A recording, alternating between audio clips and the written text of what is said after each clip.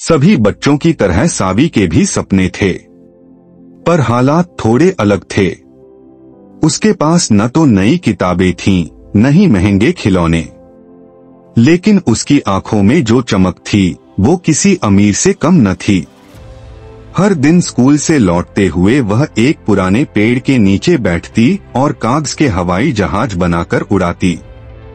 वो कहती थी, मैं भी एक दिन उड़ूंगी, बहुत दूर, जहां सिर्फ सपने होते हैं और डर नहीं। एक दिन स्कूल में लंच के समय जब बाकी बच्चे अपने अपने टिफिन खोल रहे थे, सावी चुपचाप बैठी थी।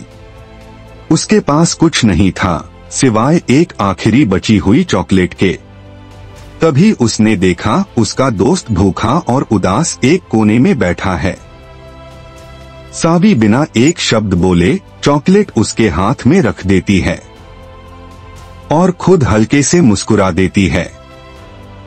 उसकी मुस्कान में वो तृप्ति थी जो किसी भूखे को खाना खिलाकर मिलती है। शाम को घर लौटने पर उसने देखा माँ चुप हैं, आंखें नम हैं। शायद घर की चिंता, शायद अकेलापन। सावी कुछ नहीं बोलती, बस जाकर माँ को कसकर गले लगा लेती है। उस एक गले में न जाने कितनी बातें थीं, माँ की सारी तकलीफ जैसे बह गई। कुछ दिन बाद दिवाली आई, लेकिन इस बार पापा नहीं थे।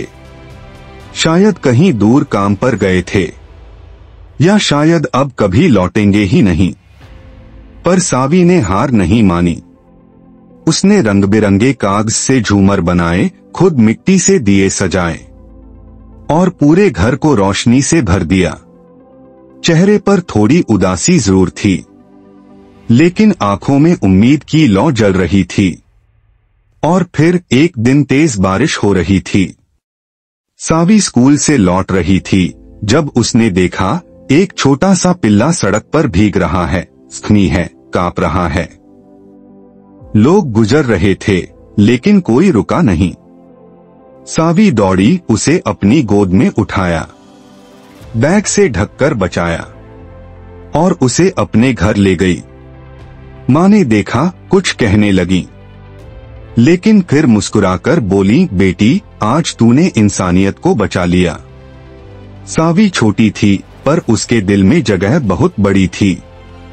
अगर ये कहानी आपके दिल को छू गई, तो एक लाइक जरूर देना और ऐसी और कहानियों के लिए सब्सक्राइब करें निप्सोल स्टोरीज।